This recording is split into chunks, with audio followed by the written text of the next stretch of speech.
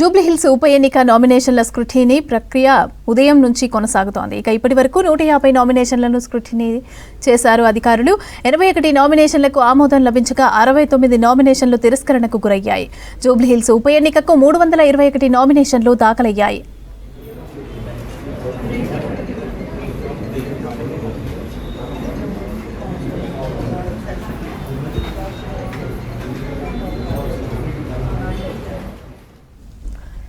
జూబ్లీహిల్స్ ఉప ఎన్నిక నామినేషన్ల స్క్రూటినీ ప్రక్రియ ఉదయం నుంచి కొనసాగుతోంది. ఇప్పటి వరకు 150 నామినేషన్లను స్క్రూటినీ చేశారు అధికారులు. 81 నామినేషన్లకు ఆమోదం లభించగా 69 నామినేషన్ల తిరస్కరణకు గురయ్యాయి. జూబ్లీహిల్స్ ఉప ఎన్నికకు 321 నామినేషన్లు దాఖలయ్యాయి.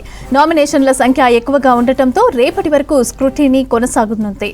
ఇక అభ్యర్థులపై ఉన్న క్రిమినల్ కేసులు అఫిడవిట్లో పెట్టని నామినేషన్లను రిజెక్ట్ చేస్తున్నారు అధికారులు.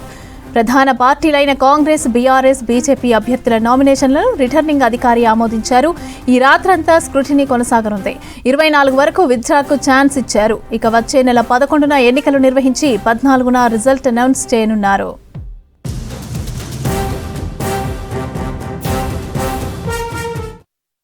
పేదవాడి సొంతింటి కల నెరవేర్చేందుకు ప్రభుత్వం వేగంగా ముందుకెళ్తోంది. పట్టణ ప్రాంత పేదలకు ఈ సందర్భంగా శుభవార్త చెప్పింది. G+1 తరహాలో ఇందిరమ్మ ఇండ్లు కట్టుకునేందుకు ప్రభుత్వం అవకాశం కల్పిస్తోంది. దీంతో మురికివాడల రూపురేఖలు మారనున్నాయి. ఇందిరమ్మ ఇండ్ల నిర్మాణంపై సమీక్ష నిర్వహించిన పొంగులేటి శ్రీనివాసరెడ్డి పట్టణంలోని ఇరుకు స్థలంలో నివసించే ప్రజలు పక్క ఇంటితో వసతి కల్పేలాగా ఇందిరమ్మ పథకాన్ని వర్తింపజేస్తున్నామని అన్నారు. ఇక కనీసం 30 చదరపు గజాల విస్తీర్ణంలో G+1 తరహాలో నిర్మించుకునేందుకు జీవో 69ను విడుదల చేసినట్లు చెప్పారు. G+1 ఇంటి నిర్మాణానికి 4 దశల్లో 5 లక్షలు చెల్లిస్తామని పొంగులేటి చెప్పారు. పట్టణ ప్రాంతాల్లో ఇందిరమ్మ ఇండ్ల నిర్మాణంపై ప్రధాన దృష్టి పెట్టామని అన్నారు అధికారులు.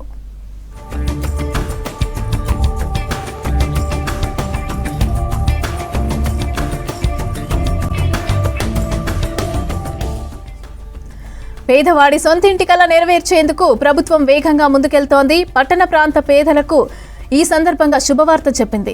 G+1 తరహాలో ఇందిరమ్మ ఇండ్లు కట్టుకునేందుకు ప్రభుత్వం అవకాశం కల్పిస్తోంది. దీంతో మురికివాడల రూపురేఖలు మారనున్నాయి.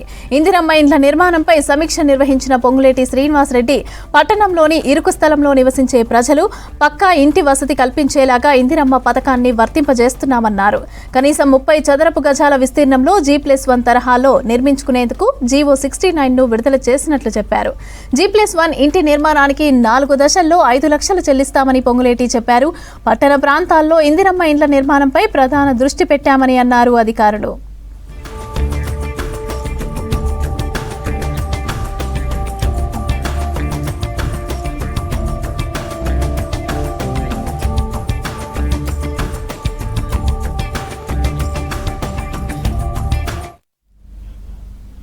సైన్స్, సాంకేతిక, అంతరిక్ష రంగాలకు కేంద్రంగా హైదరాబాద్ను తీర్చిదిద్దుతామని అన్నారు డిప్యూటీ సీఎం బట్టి విక్రమార్క. బయో ఇన్స్పైర్డ్ ఫ్రాంటియర్స్ సదస్సును హైదరాబాద్లో ప్రారంభించారు. ఆవిష్కరణలు, పెట్టుబడులను ప్రోత్సహిస్తున్నామని చెప్పారు బట్టి. ఆవిష్కరణలకు హైదరాబాద్ ముందుంటుందని చెప్పారు బట్టి Vikramarka. We are delighted that Bio Inspired Frontiers 2025, a global dialogue between biology, technology and space exploration, is taking place here in a city that has quietly shaped India's scientific destiny for over half a century. Hyderabad's relationship with science is deep and enduring. It was here in the early years of independent India under the leadership of our first Prime Minister Sri Pandit Jawaharlal Nehru ji that some of our nation's most advanced institutions took.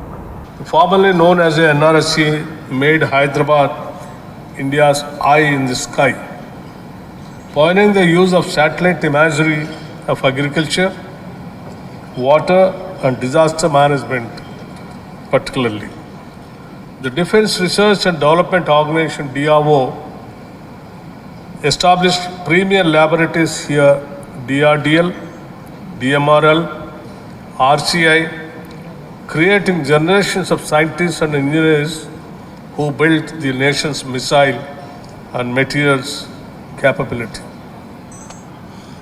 and alongside them grow iconic public sector institutions Bharat Dynamics Limited BDL, Mishra Dhatu Nigam Nidhani, and Electronics Corporation of India Limited ECIL, each contributing to India's aerospace, metallurgy, and electronics foundations. This ecosystem, built on decades of public investment and scientific spirit, gave Hyderabad its unique DNA, rigorous, inventive, and quietly ambitious.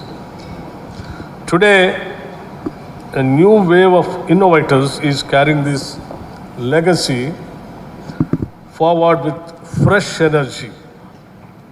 Skyroot Aerospace, born here in Hyderabad, showed that private industry could build and launch rockets from Indian soil.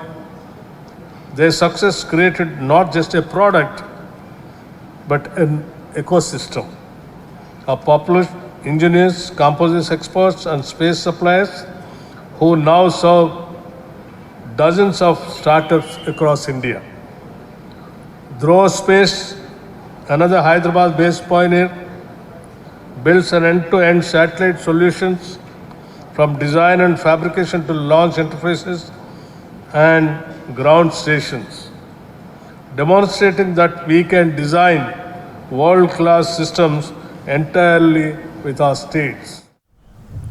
10 ఏళ్ల BRS చేసిన 1,00,000 కోట్ల దోపిడీతోనే సంక్షేమ పథకాలను అందించడంలో ఆలస్యం అవుతుందని అన్నారు మంత్రి వివేక్ వెంకటస్వామి. సిద్దిపేట కలెక్టరేట్ కార్యాలయంలో 204 మంది లబ్ధిదారులకు కళ్యాణ్ లక్ష్మి, షాదీ ముబారక్ చెక్కులను పంపిణీ చేశారు. 1000 కోట్లతో పూర్తయి కాళేశ్వరం ప్రాజెక్టుకు 1,00,000 కోట్లు ఖర్చు చేసి ఖజానాను ఖాళీ చేశారని అన్నారు. అర్హులైన వారికి బీఆర్ఎస్ ఒక డబుల్ బెడ్రూమ్ ఇవ్వలేదని అన్నారు. 10 ఏళ్లలో ఒక రేషన్ కార్డు ఇవ్వని బీఆర్ఎస్ ఇప్పుడు తాము ఇస్తుంటే ఓర్వలేకపోతుందని విమర్శించారు. హరీష్ రావు గారు చాలా పొలిటికలీ చాలా ఎక్స్పీరియన్స్, ఆయన అన్ని విషయాలు ఆయనకు తెలుసు. ఆయన ఆర్థిక శాఖ మంత్రివర్యులు ఉండే టీఆర్ఎస్ ప్రభుత్వంలో ఎంత రాష్ట్రాన్ని ఎట్లా నడిపించిందో ఆయనకు మంచిగా తెలుసు. ఎక్కడ ఏ ఏ కార్పొరేషన్ ఏ ఏ సంస్థ ఉన్నదో అన్ని సంస్థలకు వెళ్ళి వారు 10,000 కోట్ల రూపాయలు లోన్ తీసుకోవాలనుకుంటే 1,00,000 కన్నా పైన లోన్ తీసుకున్నాడు ఆయన. అయితే రాష్ట్ర ప్రభుత్వం నెలకు 5,000 కోట్ల రూపాయలు ఖాళీ మిత్తి కడుతుంది. హరీష్ రావు గారు, కేసీఆర్ గారు చేసిన అప్పుల కోసము రాష్ట్ర ప్రభుత్వం 5,000 కోట్ల అప్పు. మీ అందరు తెలుసు, మన ఆమ్దాని మనకు నెలకు జీతము 10,000 ఉంటే 8,000 ఖాళీ అప్పుకు పోతే ఇంకా ఏం మిలుగుతుందమ్మా? సార్ మీరు అబద్ధాలు చెప్తున్నారు, లెక్కలు చెప్పంటే నేను చెప్తా, వాస్తవాలు చెప్తా. 26,000 రేషన్ కార్డులు ఇచ్చిందంటే మనకు 10 సంవత్సరాలు రేషన్ కార్డులు రాలేదన్నమాటనే కదా. సో ఇవన్నీ కూడా వాస్తవాలు. కానీ మీరందరూ కూడా మన కాంగ్రెస్ ప్రభుత్వం వచ్చిన తర్వాత రేవంత్ రెడ్డి గారు మీ అందరికీ కూడా ఏదైతే హామీలు ఇచ్చినారో అన్ని హామీలు కూడా పూర్తి చేయడం జరిగింది. సిటీలో సదర్ ఉత్సవాలు గ్రాండ్ గా జరుగుతున్నాయి. నారాయణగూడ, కాచిగూడలో ఘనంగా సదర్ వేడుకలు జరుగుతున్నాయి.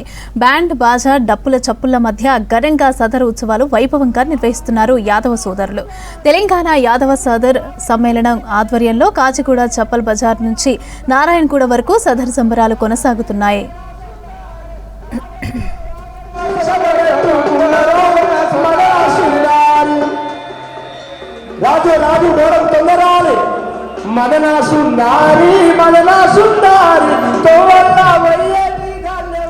సదర్ సంబరాలలో హర్యానా, పంజాబ్, యూపీ నుంచి వచ్చిన 22 దున్నరాజులు ఆకర్షణగా నిలుస్తున్నాయి. వేడుకల్లో పాల్గొనేందుకు హైదరాబాద్ వ్యాప్తంగా ఉన్న యాదవులు నారాయణగూడలోని YMCA సెంటర్కి భారీగా తరలి వస్తున్నారు. చిన్న పెద్ద అని తేడా లేకుండా సదర్ ఉత్సవాలలో ప్రజలు, యాదవులు పాల్గొంటున్నారు. దీంతో భారీ బందోబస్తు ఏర్పాటు చేశారు పోలీసులు. కాచిగూడ, నారాయణగూడ పరిసరాల్లో ట్రాఫిక్ ఆంక్షలు విధించారు పోలీసులు.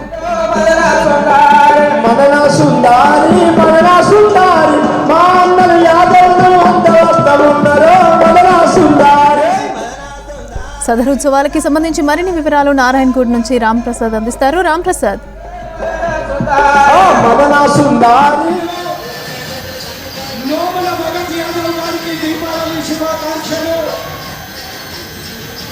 యాదవుల ముద్దు బిడ్డ నోముల హైదరాబాద్లో తెలంగాణ యాదవ సంఘం సంబంధించినటువంటి సదర్ సమ్మేళనం కొద్దిసేపటి క్రితం ప్రారంభమైంది. మనం ప్రస్తుతం హైదరాబాద్లో ఉన్నటువంటి నారాయణగూడ YMCA చౌరస్తాలో అయితే ఉన్నాం. ఒకసారి చౌరస్తాలో మనం గమనించవచ్చు, తెలంగాణ యాదవ సంఘం ఆధ్వర్యంలో నిర్వహిస్తున్నటువంటి ఈ యొక్క సదర్ సమ్మేళనంలో అయితే హైదరాబాద్ వ్యాప్తంగా ఉన్నటువంటి యాదవ సోదరులు హైదరాబాద్ వ్యాప్తంగా వివిధ ప్రాంతాల నుంచి వచ్చినటువంటి యొక్క విన్నరాజులన్నీ కూడా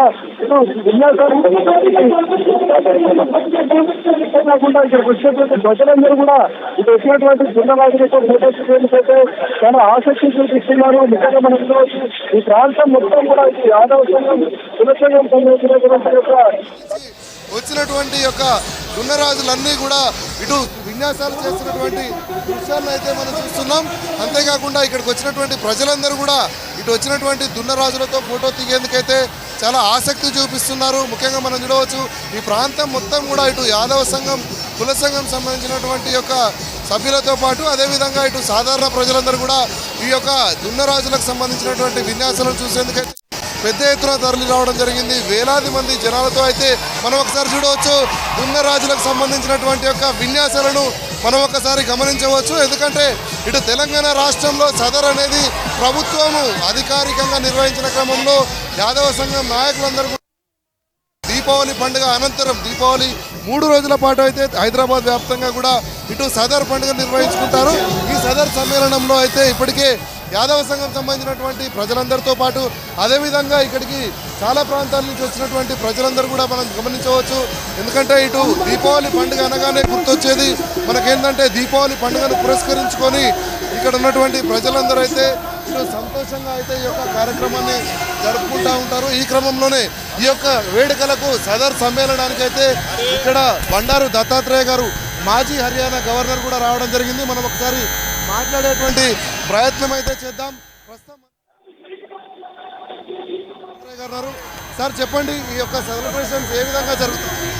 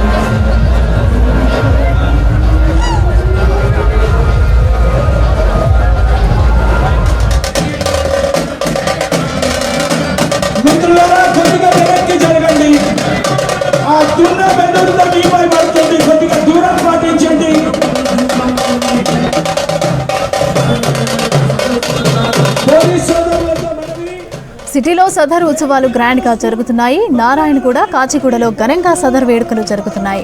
బ్యాండ్, బాజా, డప్పుల చప్పుళ్ల మధ్య ఘనంగా సదర్ ఉత్సవాలు నిర్వహిస్తున్నారు యాదవ సోదరులు. ఇక తెలంగాణ యాదవ సదర్ సమ్మేళనం ఆధ్వర్యంలో కాచిగూడ చపల్ బజార్ నుంచి నారాయణగూడ వరకు సదర్ సంబరాలు కొనసాగుతున్నాయి.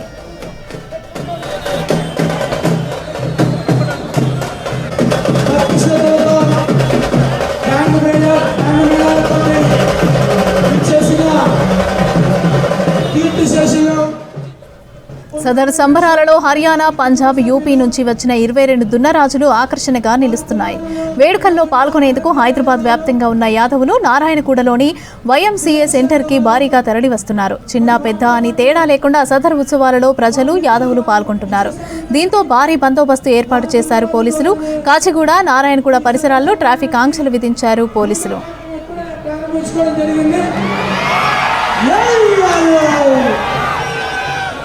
నిజమైన మహాలక్ష్మి మా వేదికపైకి వచ్చింది. కార్పొరేటర్ గారు రామ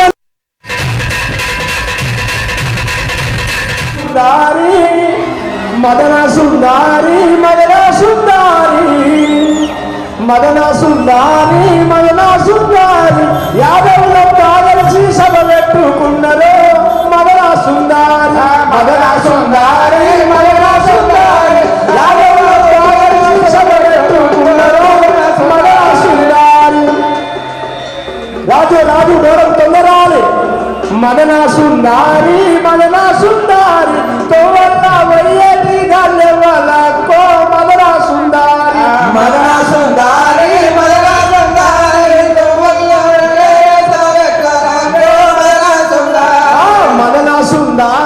మదన సుందారి తోవల్ల వచ్చేది వాళ్ళెవ్వలకో మదన సుందారి. యాదవుల సంస్కృతి సాంప్రదాయంలో భాగమైనటువంటి హైదరాబాద్ చరిత్రలో అయితే ఇటు యాదవులకు సంబంధించినటువంటి దీపావళి పండుగ అనంతరం అయితే ఈ యొక్క సదర్ కార్యక్రమాన్ని నిర్వహిస్తూ ఉంటారు.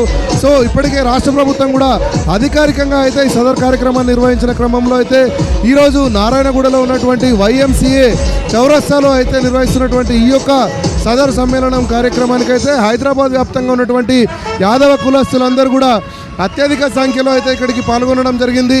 సో ఈ యొక్క కార్యక్రమాన్ని మనం వీక్షించవచ్చు. ఎందుకంటే ఈ యొక్క కార్యక్రమంలో ఇప్పటికే హైదరాబాద్ వ్యాప్తంగా ఉన్నటువంటి నాయకులు, అదేవిధంగా హర్యానా మాజీ గవర్నర్ కూడా రావడం జరిగింది. మనం గమనించవచ్చు. ఈ ప్రాంతం మొత్తం కూడా ఈ యొక్క సదర్ కార్యక్రమంలో ఇటు దున్నరాజుల యొక్క విన్యాసాలను చూసేందుకైతే చాలా ప్రాంతాల నుంచి కూడా, సుదూర ప్రాంతాల నుంచి, ఇటు తెలంగాణ రాష్ట్రంలోని వివిధ జిల్లాల నుంచి కూడా ఇప్పటికే ప్రజలు రావడం జరిగింది. సో ఈ యొక్క కార్యక్రమాన్ని వీక్షించేందుకు వచ్చినటువంటి యొక్క ప్రజలందరినీ మనం ఒకసారి చూడవచ్చు. అంతేకాకుండా ఇప్పటికే మనం చూస్తే ఈ యొక్క కార్యక్రమాలను వీక్షించేందుకు ఉన్నటువంటి ఇటు మాజీ హర్యానా గవర్నర్ కూడా హాజరవ్వడం జరిగింది. బండారు సమ్మేళనం వేడుకలలో పాల్గొని ఇటు ప్రజలందరికీ యాదవ సంఘం సంబంధించినటువంటి కులస్తులందరికీ శుభాకాంక్షలు, అదేవిధంగా సదర్ సమ్మేళనానికి సంబంధించినటువంటి శుభాకాంక్షలను తెలుపుతున్నటువంటి చూస్తున్నాం. అంతేకాకుండా ఇక్కడ భారీ LED స్క్రీన్లను కూడా ఏర్పాటు చేసి ఈ యొక్క కార్యక్రమాన్ని నిర్వహించేందుకు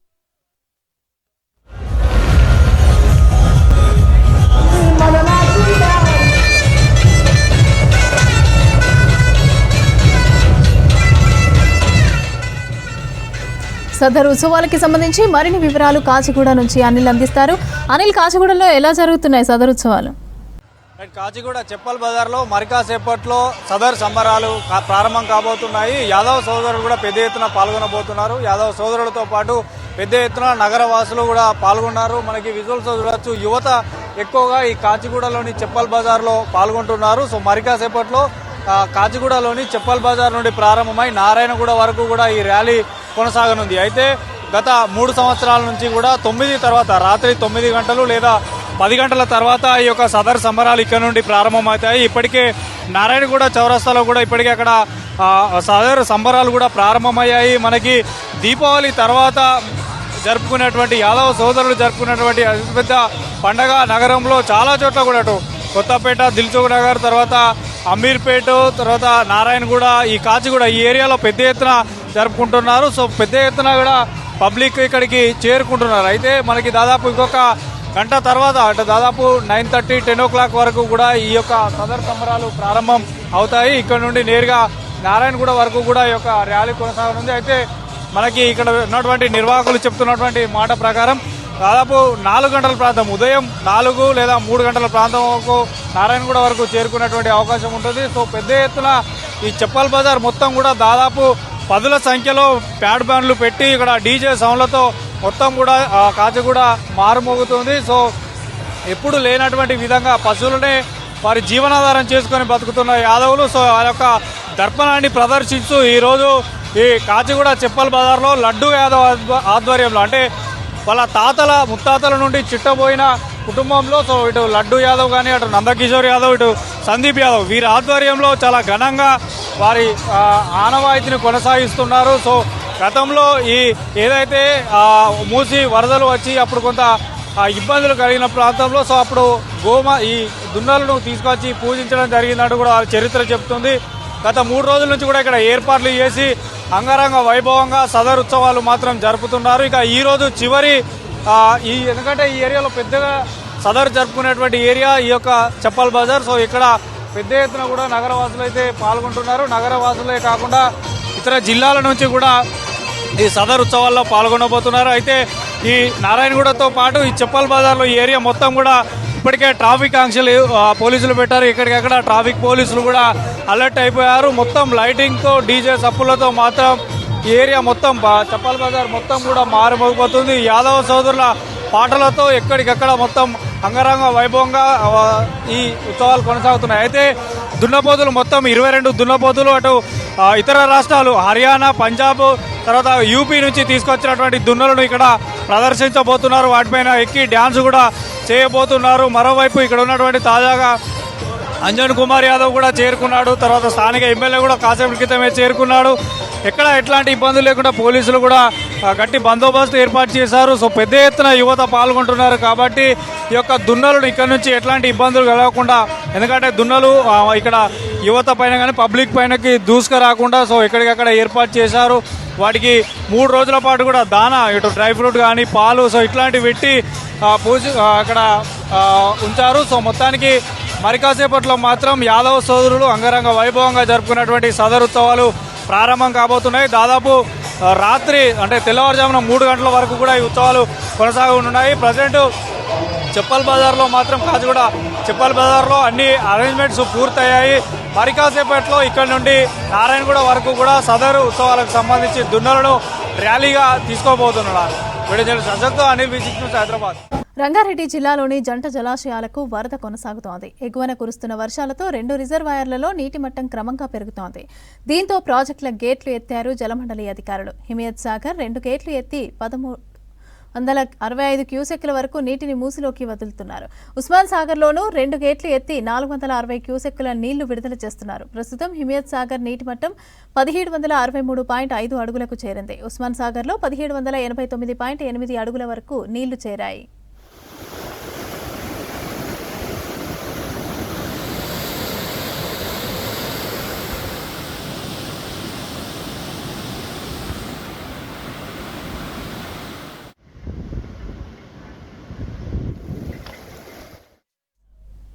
గ్రేటర్ పరిధిలో తక్కువ ప్లేస్లో కొత్త పోల్ మౌంటెడ్ ట్రాన్స్ఫార్మర్లను ఏర్పాటు చేస్తోంది విద్యుత్ శాఖ. గల్లీలు, ఇరుకైన కాలనీల్లో కొత్త పద్ధతిలో ఒకటే పోల్పై భారీ ట్రాన్స్ఫార్మర్లను అమర్చుతున్నారు. గ్రేటర్లో 25 కొత్త లొకేషన్స్లో ఏర్పాటు చేస్తున్నారు. కొత్త ట్రాన్స్ఫార్మర్లతో ప్రమాదాలు జరగవని అంటున్నారు అధికారులు. బెంగళూరు తరహాలోనే ఏర్పాటు చేస్తున్న కొత్త ట్రాన్స్ఫార్మర్పై మరిన్ని డీటెయిల్స్ హరిత అందిస్తారు. ప్రభుత్వం ట్రాన్స్ఫార్మర్లని ఆధునీకరిస్తూ కొత్త విధానాలను అందుబాటులోకి తేనుంది. దీంట్లో భాగంగానే జిహెచ్ఎంసీ పరిధిలో కొత్తగా పౌల్ మౌంట్ ట్రాన్స్ఫర్స్ని ఏర్పాటు చేస్తున్నారు. దీనికి సంబంధించి మనతో మాట్లాడడానికి ఏఈ పవిత్ర గారు ఉన్నారు. మాట్లాడదాం. మేడం, మీరు చెప్పండి, ముఖ్యంగా గతంలో ఉన్న ట్రాన్స్ఫార్మర్లకి దీనికి డిఫరెన్స్ ఏంటి? దీనివల్ల ఉపయోగాలు ఏమేమి ఉంటాయి? అంటే ఇది మా గౌరవనీయ సిఎండి సార్ ముషరఫ్ సార్ తీసుకున్న మంచి నిర్ణయం అండి.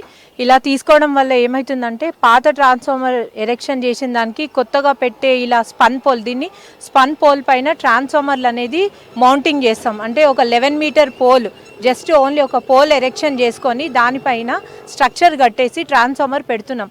దీనివల్ల ఏమవుతుంది అంటే మనకి ప్లేస్ అనేది కన్స్ట్రెయింట్ అనేది చాలా తక్కువ స్పేస్ ఆక్యుపై చేస్తుంది. పాత విధంగా ఏదైతే ట్రాన్స్ఫార్మర్లు ఉన్నాయో దానికి మాత్రం చాలా స్పేస్ ఎక్కువ అవసరం ఉంటుంది. కింద ఎర్తింగ్ చేయడం వల్ల కానీ ట్రాన్స్ఫార్మర్ని ఏదైతే మన దిమ్మ కట్టడము, ఇంకా ఆ లోడ్ కేబుల్స్ కూడా కింద ఈజీగా యాక్సెసిబుల్గా ఉండేది. సో ఇప్పుడు మనం పోల్ మౌంటెడ్ ట్రాన్స్ఫార్మర్స్ ఏంటంటే దానిపైన డిస్ట్రిబ్యూషన్ బాక్స్, అంటే మనం ఆ ట్రాన్స్ఫార్మర్ బాక్స్ నుంచి మనకి లోడ్ అనేది సర్క్యూట్స్ వల్ల మేము ఒక 100 kV ట్రాన్స్ఫార్మర్ పెడుతున్నాం. ఇప్పుడు మా సెక్షన్లో అయితే ఒక 100 kV ట్రాన్స్ఫార్మర్ స్టార్ట్ చేసామండి. ఇందులో అయితే మేము దాదాపుగా ఒక ఫస్ట్ ఫేజ్లో ఒక 2 సర్క్యూట్స్ అనేది తీసుకున్నాము. సో అది 2 విధాలుగా లోడ్ అనేది డివైడ్ అవుతుందన్నమాట. సో ఇప్పుడు పాత విధంగా చూస్తే ఏంటంటే ఆ ట్రాన్స్ఫార్మర్లు పెట్టడం వల్ల కింద ఎర్తింగ్ తగిలి కొన్ని యాక్సిడెంట్స్ కానీ, లేకుంటే క్యాటిల్ మూమెంట్ కానీ, లేకుంటే డెబ్రీస్ అంటే చెత్త వేయడం వల్ల చాలా ఎలక్ట్రికల్ అయ్యే ఛాన్సెస్ కూడా చాలా మనం నోటీస్ చేస్తాము. ఎలక్ట్రికల్ యాక్సిడెంట్స్ అనేది ఈజీగా అవాయిడ్ చేయగలుగుతాము. ఇది చాలా సేఫ్. అదేవిధంగా నెట్వర్క్కి కూడా నెట్వర్క్ పరంగా చూస్తే కూడా చాలా బ్యూటిఫికేషన్ ఉంటుంది. కన్జ్యూమర్కి ఎనీ పాయింట్ దగ్గర ఈ ట్రాన్స్ఫార్మర్లు ఇది ఏదైతే పోల్ మౌంటెడ్ ట్రాన్స్ఫార్మర్స్ ఉన్నాయో చాలా ఈజీగా ఉంటుంది. రిలయబుల్ పవర్ సప్లై అనేది ఇవ్వగలుగుతాము. ఇది మెయిన్గా సిటీస్లో జిహెచ్ఎంసీలో ఇది ఒక స్పెషల్ డ్రైవ్ లెక్క తీసుకుంటున్నారండి మా సిఎండి గారి ఇనిషియేషన్ ప్రకారంగా వారు ఇచ్చిన ఆదేశాల ప్రకారంగా ప్రతి ఒక్క సర్కిల్లో ఈ ప్రాసెస్ అనేది స్టార్ట్ చేసాము. మా సెక్షన్లో కాకుండా పక్కన సెక్షన్లో కానీ ప్రతి ఒక్క సెక్షన్లో ఆల్మోస్ట్ చాలామంది 3-4 అలా పబ్లిక్ డిటిఆర్స్ చేస్తున్నాము. ఫస్ట్ ఈ పబ్లిక్ డిటిఆర్స్ వల్ల ట్రాన్స్ఫార్మర్ల వల్ల ఇది సక్సెస్ అయితే కన్జ్యూమర్ వైపు కూడా ఇలానే తీసుకొని వస్తే చాలా మట్టుకి మనకి స్పేస్ అనేది చాలా తక్కువ యూటిలైజేషన్ ఉంటుంది. సో చూడ్డానికి కూడా బాగుంటుంది. మెయిన్ మనకి ఏంటంటే సేఫ్టీ అండి. Safety is very important. So load cables ఏవైతే డిస్ట్రిబ్యూషన్ ట్రాన్స్ఫార్మర్స్ పైన ఏదైతే కేబుల్స్ ఉంటాయో అవి గ్రౌండ్కి టచ్ కాకుండా చాలా హైట్ ఉంటుంది. సో ఈ ట్రాన్స్ఫార్మర్ కూడా 10 ఫీట్ అవే ఉంటుంది. సో గ్రౌండ్కి 10 ఫీట్ అవే ఉండడం వల్ల కింద మనకి చాలా నీట్గా ఉంటుంది. స్ట్రక్చర్ కూడా చాలా నీట్గా ఉంటుంది. వేయడానికి కూడా ఈజీగా ఉంటుంది. ఓకే. అండ్ ఈ పోలు ఏర్పాటు చేయడానికి మీకు ఎంత టైం పట్టింది? దాంతోపాటు దీనికి ఖర్చు ఎంత అవుతుందండి ఒక్క పోల్కి? ఒక పోల్ అంటే దాదాపుగా ఇది 8,000 to 9,000 రూపీస్ కాస్ట్ ఉంటుంది పోలు. సో ఓవరాల్గా చూస్తే మనకి ఒక 4 to 5 lakhs అయితే అవుతుందండి దీనిది కాస్ట్ అనేది. అది కూడా ఎంతంటే లెంత్ అనేది ఇప్పుడు మనకి transformer near by 11 kV line కరెక్ట్గా ఉందా లేదా అది చూసుకుంటాము.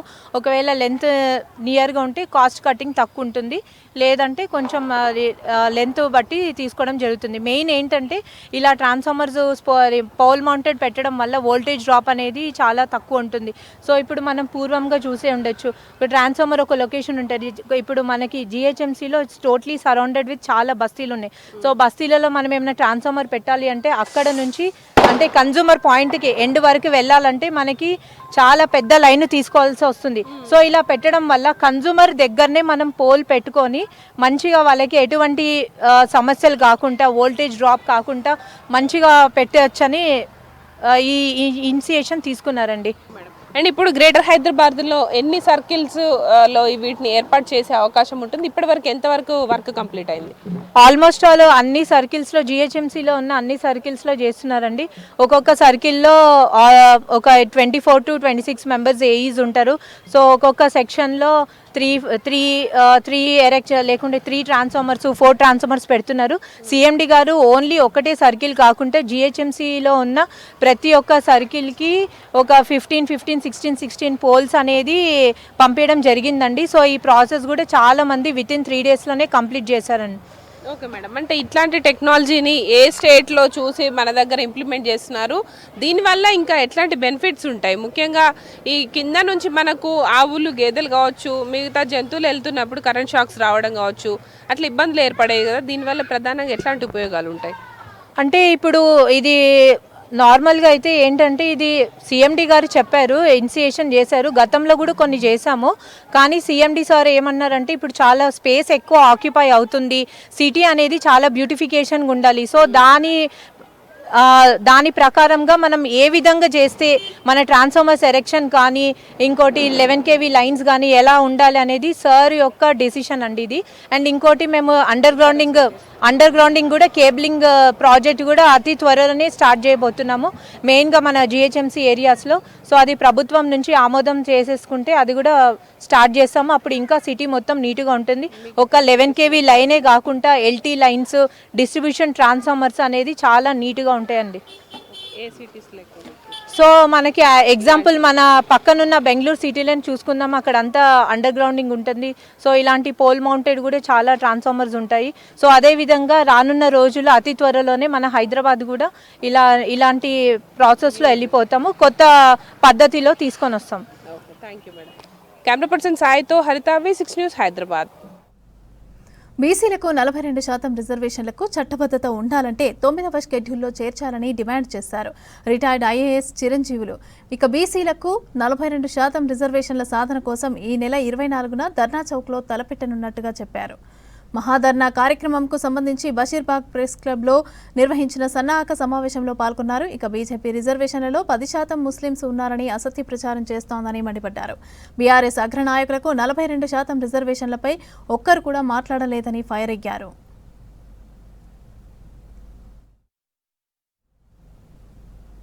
42% రిజర్వేషన్లపై అన్ని పార్టీలు బీసీలను మోసం చేశాయని అన్నారు జస్టిస్ ఈశ్వరయ్య. బీసీ బిల్లుకు అన్ని పార్టీలు మద్దతు ఇచ్చి తర్వాత మాట మార్చాయన్నారు. బీసీ ఉద్యమం తెలంగాణ ఉద్యమం కంటే 10 రెట్లు పెద్దది అవుతుందన్నారు. బీసీ, ఎస్సీ, ఎస్టీ, జేఏసీ రాష్ట్ర కన్వీనర్ విశారదన్ మహారాజ్. 2007లో చేసిన చట్టాన్ని హైకోర్టులో ఛాలెంజ్ చేస్తే హైకోర్టు కొట్టేసింది దాన్ని. ఆ 7 కొట్టేసిన తర్వాత రాష్ట్ర ప్రభుత్వం సుప్రీంకోర్టుకి వెళ్ళింది. సుప్రీంకోర్టు ఏం చేసింది, 4% టెంపరీగా కంటిన్యూ చేయండి, మేము హైకోర్టు ఆర్డర్ను కొట్టేస్తలేము, హైకోర్టు ఆర్డర్ మీద స్టే లేదు, కానీ ఈ 4% కాన్స్టిట్యూషనల్ బెంచ్ విని ఫైనల్ జడ్జిమెంట్ వచ్చే వరకు కంటిన్యూ చేయమన్నారు. 2010 నుంచి ఇప్పటిదాకా అదే దాని మీద నడుస్తుంది. ఇవాళ వాళ్ళకు 4% కంటే మించి ఎట్లు ఇస్తాం? ఆ ఉన్న 4% కూడా ఓన్లీ సుప్రీంకోర్టు టెంపరీ ఆర్డర్స్ మీద నడుస్తుంది. ఇవ్వాలని చిత్తశుద్ధి ఉంటే ఇవ్వండి. మీరు అనుకున్నప్పుడే ఈడబ్ల్యూఎస్ రిజర్వేషన్లు వారం రోజులలో భారతదేశం మొత్తం అమలు చేసిండ్రు. మరి దీనికి ఎందుకు మీరు అడ్డుపడుతున్నారు? ఏం పాపం చేసుకున్నారు బీసీలు ఇక్కడ? సో మీకు బీసీల ఓట్లు కావాలి, కానీ బీసీలకు సంబంధించిన రిజర్వేషన్ల గురించి మీకు చిత్తశుద్ధి లేదు. మేమేం మా జనాభా వాటా ప్రకారం అడుగుతలే. మా జనాభా 56, అడిగింది 42. ఎందుకు అంటే తెలంగాణ రాష్ట్రంలో మాకు కూడా తెలుసు, రాజ్యాంగంలో ఆర్టికల్ 16(4) ఉంది. 16(4) ప్రపోర్షనేట్ రిప్రజెంటేషన్ కాదు, ఎడొకేసీ అన్నారు. సో మా దగ్గర విద్యా ఉద్యోగాలలో ఇతర రంగాల్లో మేము మా ఎడొకేసీ అంటే మా సరిపడేంత ప్రాతినిధ్యం మాకు లేదు కాబట్టి సరే ఆ 42% మీరు ఏదైతే పెట్టిందో అదన్నీ ఇవ్వండి అని చెప్పి ఒప్పుకోవడం జరుగుతుంది. కానీ మీరు అది ఇవ్వరు, ఇది ఇవ్వరు. అందుకని మేము ఏమంటున్నాం, కాంగ్రెస్ ఏమో మోసపూరిత వైఖరి, బీజేపీది వచ్చేసే కుట్రపూరిత వైఖరి, ఇక బీఆర్ఎస్ వచ్చేస్తే వంచన వైఖరి. బీఆర్ఎస్ ఏం చెప్తుంది, వాళ్ళు 42% మీద వాళ్ళకు ఒక స్టాండు లేదు, వాళ్ళు ఇప్పటి వరకు వాళ్ళ అగ్రనాయకులు ఎవరు మాట్లాడారు. 2 బిల్లులు ఏది 9th షెడ్యూల్లో పెట్టడానికి 2 బిల్లులు పాస్ చేసినారు. గవర్నర్ ఆమోద బింద పొందింది, యునానిమస్గా పాస్ అయినాయి. అవి కేంద్ర ప్రభుత్వ పరిధిలో ఉన్నాయి. కేంద్ర ప్రభుత్వం పరిశీలించి కేంద్ర క్యాబినెట్ ఉభయ సభల్లో క్లియర్ చేసి రాష్ట్రపతి పంపనంత వరకు అవి ఒట్టి కాయిదాలేనే. రాజ్యాంగం ఆర్టికల్ 31C అందులోనే చెప్తుంది, రాష్ట్రపతి ఆమోదము పొందేంత వరకు వీటికి ఏ రకమైన లీగల్ వాల్యూ లేదని చెప్తుంది. ఇంత క్లియర్గా రాజ్యాంగం చెప్తా ఉంటే దాన్ని ఒక మున్సిపల్ మన పంచాయతీరాజ్ యాక్ట్ని అమెండ్ చేసుకొని, మున్సిపాలిటీస్ యాక్ట్ని అమెండ్ చేసుకొని అందులో మనకు 50% దాటకుండా మేమైతే ఎలక్షన్స్ చేస్తామన్నప్పుడు కేసీఆర్ గారు ప్రభుత్వం పెట్టిందో దాన్ని 50% దాటకుండా చేస్తామని అంటే దాని అర్థమైంది తీసేస్తే 50% మించొచ్చనా? మామూలుగా అమాయక తెలివినోళ్ళు వాళ్ళకు కూడా తెలుస్తుంది 50% దాటడానికి. ఇంద్రసాని ప్రకారము, కృష్ణమూర్తి ప్రకారము, వికాస కిషన్ రావు గౌలీ ప్రకారం ఈ 50% దాటడానికి వీల్లేదు. ఒకటేసారినేమో తమిళనాడు లాగా 9th షెడ్యూల్. 9th షెడ్యూల్ తప్ప ఇంకా వేరే సరైన్యం లేదు అన్నప్పుడు మాలో కొన్ని బీసీ సంఘాలు వాళ్లకు ప్రభుత్వాలకు అడుగులకు మడుగులొత్తి ఒక కులగణన డిక్లేర్ చేయగానే పూలాభిషేకం, పాలాభిషేకం, కులగణన చేస్తున్నాకనే పూలాభిషేకం, పాలాభిషేకం, జీవో దియంగానే పూలాభిషేకం, పాలాభిషేకం అంటే వాళ్ళు స్పాన్సర్ చేసిన సంఘాల, లేకపోతే వీళ్ళు కూడా వక్ర మార్గంలో పట్టించడానికి ఈ సంఘాల? కాబట్టి మేము మొదటి నుంచి ఒకటే మాట మీద ఉన్నాము, ఒకటే విషయం మీద ఉన్నాము, 9th షెడ్యూల్ తప్ప ఇంకా వేరే సరైన లేదు. 90% రిజర్వేషన్స్ అన్ని రంగాల్లో వారు అన్నట్టుగా న్యాయమూర్తుల్లో, కాంట్రాక్టర్లో, ప్రభుత్వ ప్రొఫెసర్స్లో, ఆల్ సెంట్రల్ ఇన్స్టిట్యూట్స్లో, సంపదలో, భూమిలో, చదువులో, విద్యలో, ఉద్యోగంలో, రోడ్ల కాంట్రాక్టర్లో, వైన్ షాపులలో ఎవ్రీవేర్ 90% రిజర్వేషన్స్ మేము తీసుకొచ్చుకుంటే మా దాంట్లో ఎందుకు చేస్తారు? తాడి చెట్టు మించి కింద పడి మావాడు ఎందుకు చేస్తాడు? ఉద్యోగం వస్తే ఎందుకు చేస్తాడు?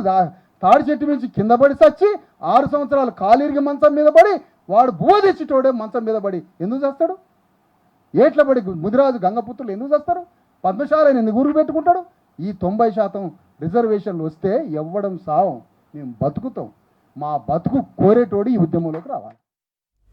జూబ్లీహిల్స్ ఉప ఎన్నిక రాష్ట్ర వ్యాప్తంగా ఆసక్తిని రేకెత్తిస్తుంది. నవంబర్ 11న ఎన్నిక జరగనుంది. రాష్ట్ర రాజకీయాల్లో జూబ్లీహిల్స్ బైపోల్ గతంలో ఎన్నడూ లేనంతగా పొలిటికల్ హీట్ను పీక్స్కి తీసుకెళ్తోంది. దీంతో ప్రధాన పార్టీల అభ్యర్థులు ఆయా పార్టీల ఎన్నికల ప్రచారం జోరు పెంచాయి. 3 ప్రధాన పార్టీలు స్టార్ క్యాంపెయినర్ల లిస్టును ప్రకటించాయి. ఇప్పటికే రోడ్ షోల కోసం ప్రచార వెహికల్స్ని సిద్ధం చేశాయి.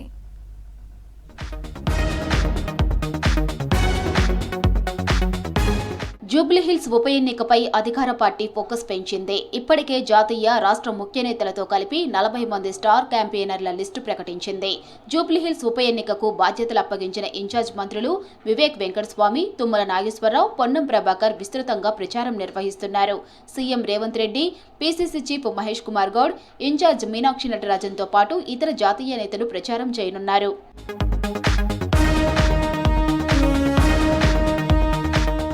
జూబ్లీహిల్స్ లో ప్రచారం చేసేందుకు బీఆర్ఎస్ కూడా స్టార్ క్యాంపెయిన్ లిస్టు విడుదల చేసింది. మొత్తం 40 మందితో స్టార్ క్యాంపెయినర్ లిస్టు రిలీజ్ చేసింది. స్టార్ క్యాంపెయిన్ లిస్టులో కేసీఆర్ పేరు ఉంది. లిస్టులో ముఖ్య నాయకులు, మాజీ మంత్రులు, ఎమ్మెల్యేలు, ఎమ్మెల్సీలు కూడా ఉన్నారు. ఉప ఎన్నిక ప్రచారానికి కేసీఆర్ ను పిలవాలని జూబ్లీహిల్స్ ఇన్ఛార్జీలు ఇప్పటికే రిక్వెస్ట్ చేశారు. అయితే తాను కేసీఆర్ తో మాట్లాడుతానని కేటీఆర్ పార్టీ నేతలకు చెప్పినట్టు తెలుస్తోంది.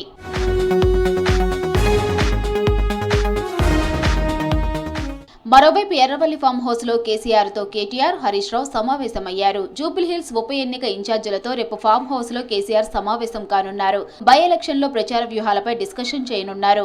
జూబ్లీహిల్స్ లో రోడ్ షోలకు బీఆర్ఎస్ నేతలు ప్లాన్ చేశారు. రోడ్ షోలలో కేటీఆర్, హరీష్ రావు పాల్గొననున్నారు. ఇప్పటికే రోడ్ షోల కోసం ప్రచార వెహికల్స్ ను సిద్ధం చేశారు బీఆర్ఎస్ నాయకులు.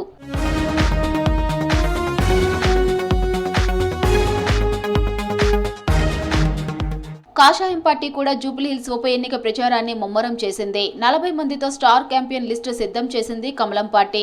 కేంద్ర మంత్రి నిర్మలా సీతారామన్తో క్యాంపెయిన్ కు ప్లాన్ చేసింది. రాజస్థాన్ ముఖ్యమంత్రి భజన్లాల్ శర్మ, కేంద్ర మంత్రులు అర్జున్ మేఘావాల్, కిషన్ రెడ్డి, బండి సంజయ్ ప్రచారంలో పాల్గొననున్నారు. రాష్ట్ర బీజేపీ ఎంపీలు, ఎమ్మెల్యేలు కూడా క్యాంపెయిన్ లో పాల్గొననున్నారు.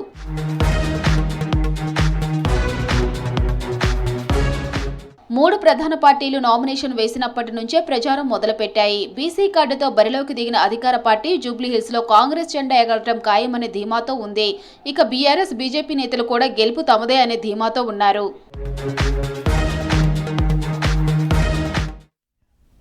వికారాబాద్ జిల్లా దారూర్ మండలంలో దారుణం జరిగింది. నాగారం గ్రామానికి చెందిన వృద్ధురాలు తన కొడుకులు అన్నం పెట్టకుండా రోజు కొడుతున్నారని ఆర్డీఓ ఆఫీసులో ఫిర్యాదు చేసింది.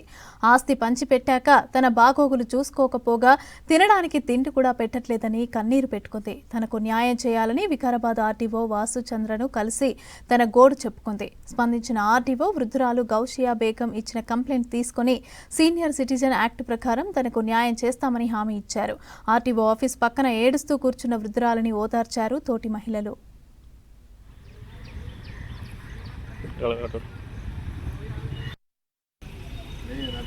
కడుపు కొడుకులు కదా, ఇల్వ పోతుంది కదా, ఇద్దరు పోయినరు, ఇద్దరు ఉన్నారు కదా అని నేను ఇల్వ పెట్టినా సార్.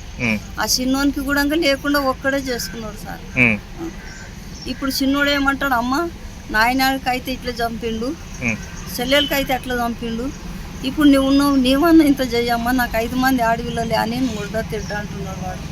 నేను రాను అని వాడు ఇంటి ముంగలికి వస్తలేడు సార్. ఇప్పుడు వాని మీద పగ పట్టింది.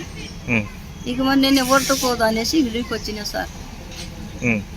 అడక తినుకుంటా ఆ సార్తో పోయినా, ఆ సార్ కూడా చేతి తినకుండా మనిషితోటి చెప్పులు ఇప్పించిండు సార్. చెప్పులతో కాళ్ళతో తొక్కిండ్రు సార్. నేను పేజీ చూపితే మీకు ఇదైతే నా పేజీ అంత ఇదేంది సార్. 2 ఆపరేషన్లు మడితేనే నేను ఎవరికి చెప్పుకోండి. నేను నిన్న ఇంత బుక్కెట్ తిన్నా సార్. నేను మహమూద్ పేరు నేను పెడితే బాబా టైలర్ పెట్టుకున్నాడు ఆయన. ఇప్పుడు ఇంటి మీద కూడా అదే బోర్డు ఉంది సార్. సరే, ఇప్పుడు భూమి కావాలన్నా? భూమి కావాలి నాకు. నా భూమి అమ్ముకున్నారు సార్. భూమి అమ్ముకున్నాడు, ఉండవలసి అమ్ముకున్నాడు. ఇంకా 3 ఎకరాల భూమి ఉన్నది. ఇంకా ఆయన ఒక్కని పేరనే చేసుకున్నాడు అంతా.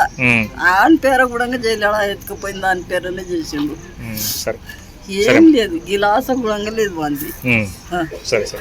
ఆమె ఖాళీ బట్టల మీద తోలుకోమని పోయిండు.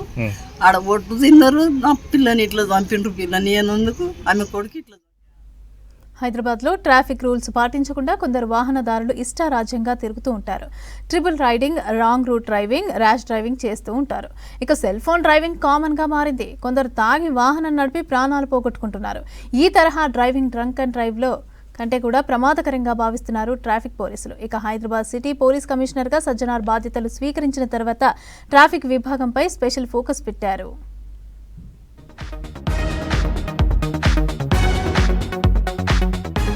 నగరంలో ట్రాఫిక్ రూల్స్ అతిక్రమించే వారిపై చర్యలు తీసుకుంటున్నారు హైదరాబాద్ సిటీ ట్రాఫిక్ పోలీసులు. ముఖ్యంగా సెల్ ఫోన్ డ్రైవింగ్ పై స్పెషల్ ఫోకస్ పెట్టి డ్రైవ్ నిర్వహిస్తున్నారు. మాట్లాడుతూ వాహనం నడిపే వారి సంఖ్య రోజురోజుకు పెరుగుతోంది. ధ్యాసంతా ఫోన్ పైనే ఉండటంతో వాహనం ఎటువైపు వెళ్తుందో కూడా తెలియని పరిస్థితులు నెలకొన్నాయి.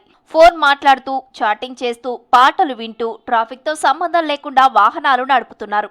సెల్ ఫోన్ డ్రైవింగ్ ప్రమాదకరమని పోలీసులు హెచ్చరిస్తున్నా వినకుండా వాహనదారులు ప్రాణాలపైకి తెచ్చుకుంటున్నారు.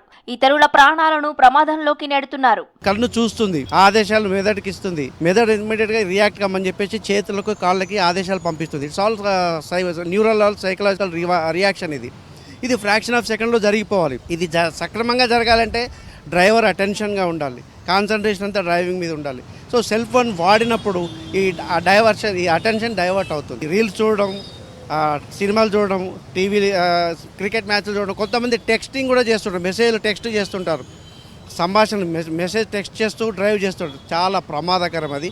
వీటన్నిటి మీద కూడా మేము చర్యలు తీసుకుంటాం. చేతిలో సెల్ ఫోన్, చెవిలో ఇయర్ ఫోన్ పెట్టుకుని పాటలు వింటూ డ్రైవింగ్ చేస్తే ఇకపై కఠిన చర్యలు తీసుకుంటామని వాహనదారులను హెచ్చరిస్తున్నారు హైదరాబాద్ ట్రాఫిక్ పోలీసులు. కొంతమంది ఆటో, క్యాబ్, మినీ లారీల డ్రైవర్ల తీరు మరీ దారుణంగా మారింది. గూగుల్ మ్యాప్లు, వీడియోలు చూస్తూ రోడ్డుపై డ్రైవింగ్ చేస్తున్నారు. పక్కన వచ్చే వాహనదారులను పట్టించుకోకుండా ఒక చేతిలో సెల్ ఫోన్, మరొక చేతిలో స్టీరింగ్ పట్టుకుని కార్లు, బైకులు నడుపుతున్నారు.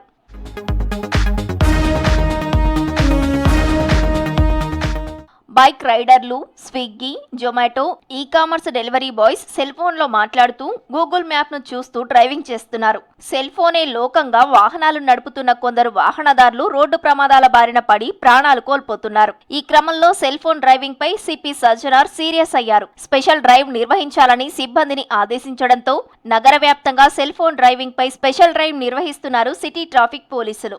వాహనదారులు సెల్ ఫోన్ ఉపయోగిస్తూ వాహనం నడపడం ద్వారా వారి భద్రతకు, అదేవిధంగా రోడ్డు మీద నడిచే వాళ్ళ భద్రత కూడా ప్రమాదంగా ఉంటుంది. కాబట్టి Hyderabad city police commissioner Shri Sajjanar గారు ఆదేశాలు ఇచ్చారు. సెల్ ఫోన్ డ్రైవింగ్ అంటే ప్రమాదకరంగా సెల్ ఫోన్ డ్రైవింగ్ చేయకూడదని చెప్పేసి ముఖ్యమైన కూడళ్లలో ఎక్కడైతే రద్దీ బాగా ఉంటుందో ఆ సమయాలలో మేము ఈ సెల్ ఫోన్ డ్రైవింగ్ మీద స్పెషల్ డ్రైవ్ కండక్ట్ చేయడం జరుగుతుంది. బట్ మారిన రూల్స్ ప్రకారం ఏంటంటే కంపల్సరీ వీళ్ళు కోర్టుకు పోవాల్సిందే, కోర్టు విధించే శిక్ష ప్రకారం నడుచుకోవాల్సిందే. రోడ్డుపై వాహనం నడిపేటప్పుడు తప్పకుండా రోడ్డు సేఫ్టీ నిబంధనలు పాటించాలి, లేదంటే జీవితం చేజారే అవకాశం ఉంటుందన్నారు పోలీసులు. Cell phone driving special drive లో భాగంగా వారం రోజుల్లో 3000కు పైగా కేసులు రిపోర్ట్ అయినట్టు చెబుతున్నారు అధికారులు. రానున్న రోజుల్లో ట్రాఫిక్ పరంగా మరిన్ని స్పెషల్ డ్రైవ్స్ నిర్వహించనున్నారు హైదరాబాద్ సిటీ ట్రాఫిక్ పోలీసులు.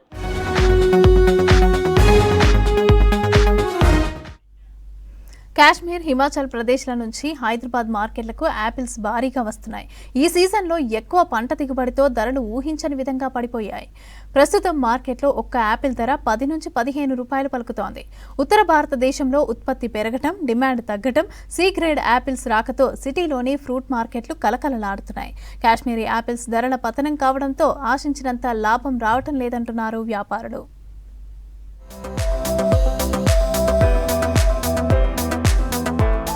హైదరాబాద్ మార్కెట్లో కాశ్మీరీ యాపిల్ ధరలు భారీగా పడిపోయాయి. బాటసింగారం మార్కెట్కు కాశ్మీర్ నుంచి పెద్ద ఎత్తున యాపిల్స్ లోడ్స్ వస్తున్నాయి.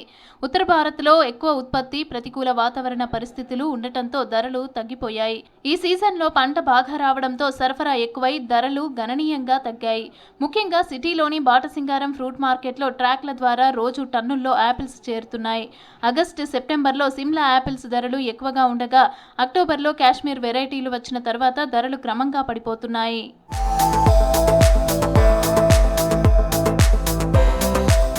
మంచి మంచి క్వాలిటీ కాశ్మీరీ యాపిల్స్ ఇప్పుడు ఒక్కటి 10 నుంచి 15 రూపాయలకు అందుబాటులో ఉన్నాయి.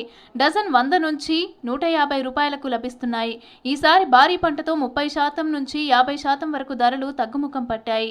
కాశ్మీర్లో దిగుబడి ఈసారి పంట 15 నుంచి 20% ఎక్కువగా వచ్చింది. హిమాచల్ ప్రదేశ్ నుంచి కూడా ట్రాక్ల ద్వారా 600 నుంచి 1000 బాక్సులు రోజువారీగా వస్తున్నాయి. ఉత్తర భారతంలో డిమాండ్ తగ్గడంతో ఢిల్లీ, చండీగఢ్ వంటి నార్త్ మార్కెట్లలో డిమాండ్ తగ్గడంతో ఎక్కువ సరఫరా దక్షిణానికి హైదరాబాద్, చెన్నై మల్లుతోంది. హైదరాబాద్ మార్కెట్కు చిన్న సైజు, తక్కువ క్వాలిటీ సి గ్రేడ్ యాపిల్స్ ఎక్కువగా వస్తున్నాయి. వీటికి మంచి ధర లేకపోవడంతో మొత్తం మార్కెట్ ధరలు పడిపోయాయి. యాపిల్స్ ఇంపోర్ట్, కోల్డ్ స్టోరేజ్ సమస్యలు, రవాణా ఖర్చులు పెరగటం కూడా ప్రభావం చూపుతున్నాయి. కాశ్మీర్లో 7 లక్షల కుటుంబాలు యాపిల్ పంటపై ఆధారపడి ఉన్నాయి. ఈసారి ధరలు 50% తగ్గడంతో రైతులు సమస్యలను ఎదుర్కొంటున్నారు. కోల్డ్ స్టోరేజ్ సదుపాయాలు తక్కువగా ఉండటంతో ఎక్కువ పంటను నిల్వ చేయలేకపోతున్నారు.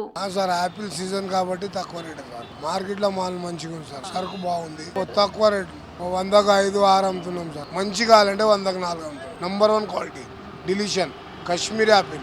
సీజన్ కాబట్టి రేటు తక్కువ ఉంది సార్. సీజన్ తర్వాత మళ్ళీ రేటు పెరుగుతుంది. మొత్తం మా బాటా సింగారం సార్ మార్కెట్. కొత్తపేట నుంచి బాటా సింగారం, ఆ మార్కెట్ నుంచి ఇక్కడ తెచ్చి అమ్ముతాం. सेठ ने हमारा लाता है, हमको तर्जुमा ने हमको कैसा बेचो था वैसा बेचना. अब रेट देखो, पहले 100 को 4 बेचे, 100 को 8 दे रहे. उधर रेट कम होता है, यहाँ भी कम होता है. कश्मीर का है, शिमला का है. वैसे आने में लेट होता है. आने में लेट हुआ तो रेट गिर गया तो हम भी कैसा वैसे बेच जाते. 100 को 5 रुपये देखे सब हम. बस 5 मिनट बस है. 10 मिनट 50 रुपये मिल जाते हैं हमारे. उतना हिसाब से आगे बेचते. ज़्यादा नहीं, कमी नहीं है, क्योंकि कॉम्पिटिशन बहुत है यहाँ पर.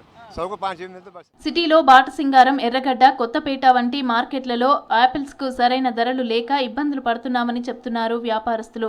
మొన్నటి వరకు 100కు 4 యాపిల్స్ అమ్మగా ప్రస్తుతం 100కు 8 యాపిల్స్ అమ్ముతున్నట్లు చెప్తున్నారు. నవంబర్, డిసెంబర్లో మళ్లీ ధరలు పుంజుకునే అవకాశం ఉందని మార్కెట్ వర్గాలు చెప్తున్నాయి.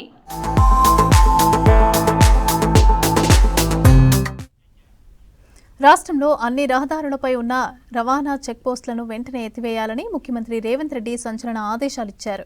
దీంతో తక్షణమే ఈ నిర్ణయాన్ని అమలు చేస్తున్నట్లు రవాణా శాఖ ఉత్తర్వులు జారీ చేసింది. చెక్పోస్టులకు ప్రత్యామ్నాయంగా మొబైల్ ఎన్ఫోర్స్మెంట్ ఆన్లైన్ విధానం తెచ్చామని అన్నారు రవాణా శాఖ మంత్రి పొన్నం ప్రభాకర్. ఖైరతాబాద్ ఆర్టీఏ కార్యాలయంలో రవాణా శాఖలో స్క్రాప్, ఈవీ పాలసీలు, అదేవిధంగా కొత్తగా తెస్తున్న విధానాలను వివరించారు. ప్రతి ఒక్కరు కూడా డ్రైవింగ్ లైసెన్స్లు తీసుకోవాలని ప్రజలకు సూచించారు మంత్రి పొన్నం.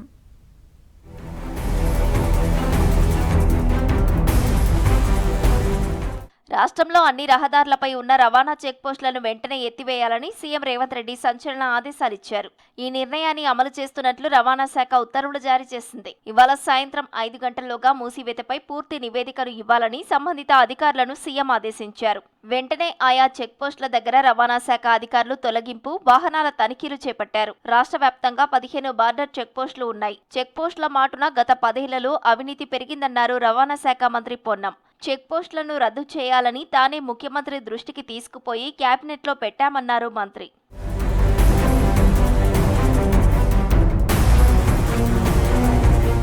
ఇతర రాష్ట్ర వాహనాల ట్యాక్స్ ద్వారా వచ్చే ఆదాయాన్ని ఆన్లైన్ ద్వారా చెల్లించేలా చర్యలు తీసుకుంటున్నామని తెలిపారు మంత్రి పొన్నం. ఇప్పటికే వాహన్, సారథిలో 28 రాష్ట్రాలు చేరాయని, గత 10 సంవత్సరాలుగా తెలంగాణ ఎందుకు చేరలేదంటూ ప్రశ్నించారు. కేంద్ర ప్రభుత్వం తీసుకొచ్చిన వాహన్, సారథి రాష్ట్ర వ్యాప్తంగా అమలు చేస్తామన్నారు. చెక్ పోస్టులు రద్దు చేసినా వాహనాల్లో అక్రమ రవాణా జరగకుండా ఎన్ఫోర్స్మెంట్ ఎక్కువగా చేస్తామని చెప్పారు. త్వరలో స్టేట్ బార్డర్ ఎంట్రీల దగ్గర ఆటోమేటిక్ నెంబర్ ప్లేట్లను గుర్తించేలా కెమెరాలను ఏర్పాటు చేయనున్నట్టు తెలిపారు. వాస్తవంగా దేశం మొత్తం ఎన్ఐసి వాళ్ళు ఒక పోర్టల్ వాహన్ సారథి అని, ఆ యొక్క పోర్టల్ గత 10 సంవత్సరాలుగా తీసుకోలేదు. వాస్తవంగా దేశంలో 29 రాష్ట్రాలు వాహన సారథులు ఉన్నాయి. మేము రాగానే దానికి సంబంధించి కొంత, ఎందుకంటే సాంకేతికమైనటువంటి అనుసంధానం జరగాలి కాబట్టి, డాటా ట్రాన్స్ఫర్ జరగాలి కాబట్టి దాన్ని కూడా ఇదే విధంగా కొంత సమయం తీసుకొని ఇప్పుడు వాహన్ కంప్లీట్ అన్ని రవాణా శాఖ లోపల వాహన్ ఇంక్లూడ్ అయింది. సారథి దానికి సంబంధించినటువంటి నెక్స్ట్ కార్యక్రమం జరుగుతుంది. ఇల్లీగల్ ఓవర్లోడింగ్ ఎన్ఫోర్స్మెంట్ పై ప్రభుత్వం కఠినంగా వ్యవహరిస్తుందన్నారు. రాష్ట్రంలో 1,07,00,000 కోట్ల వాహనాలు ఉన్నాయన్నారు. వాటన్నింటినీ రోడ్డు ప్రమాదాలు తగ్గించేలా చర్యలు తీసుకుంటున్నామని తెలిపారు. రవాణా శాఖ డిపార్ట్మెంట్లో పారదర్శకంగా ఉండేలా చర్యలు తీసుకుంటున్నామన్నారు మంత్రి పొన్నం. పాత వాహనాలు, డబుల్ నంబరింగ్ అరికట్టడానికి మైనింగ్, ఇతర వాహనాలకు మొదటగా చూస్తున్నట్టు చెప్పారు. రవాణా శాఖలోని 63 కేంద్రాల్లో హై రెజల్యూషన్ కెమెరాల ద్వారా పర్యవేక్షణ జరుగుతుందన్నారు. రవాణా శాఖ కార్యాలయాల దగ్గర బ్రోకర్ వ్యవస్థను అరికట్టడానికి చర్యలు తీసుకుంటామని తెలిపారు.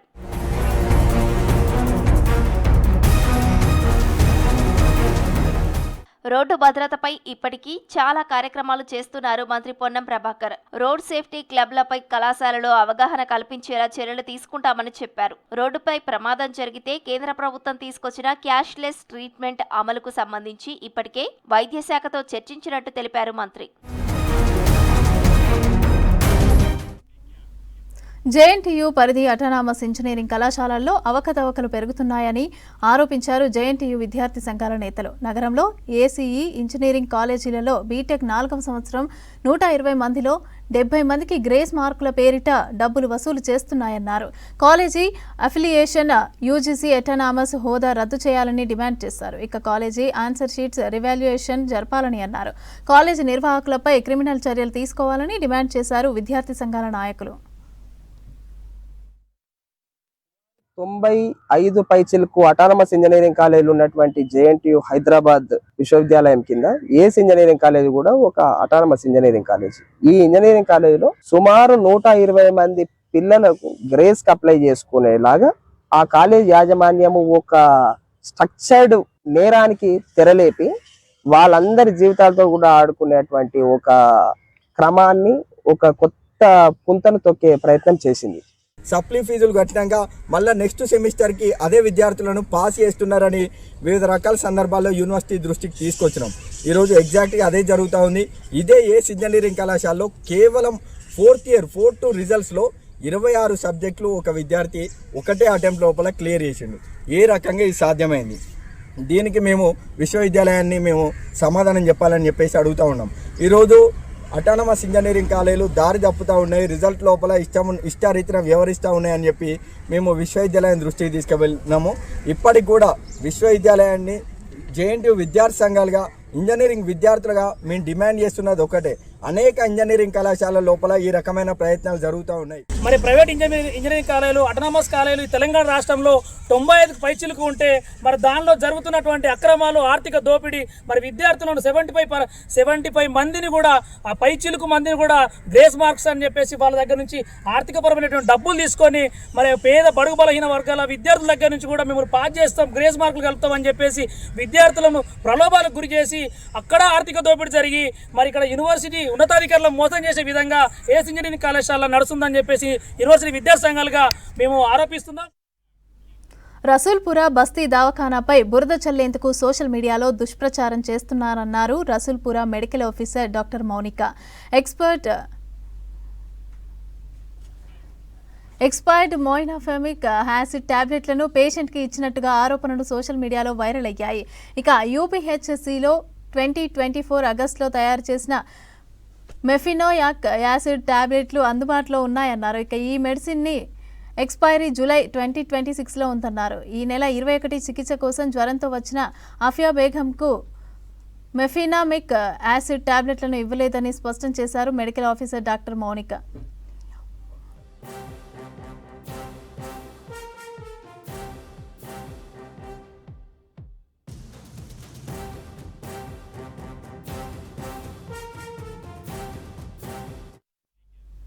గ్రేటర్ హైదరాబాద్లో ముసారాంబాగ్ బ్రిడ్జిని కూల్చివేస్తున్నారు జీహెచ్ఎంసీ అధికారులు. ఇటీవల వచ్చిన వరదలకు ఓల్డ్ బ్రిడ్జ్ దెబ్బతినగా వాహనాల రాకపోకలకు సురక్షితం కాదని నిర్ణయించారు ఇంజనీరింగ్ అధికారులు.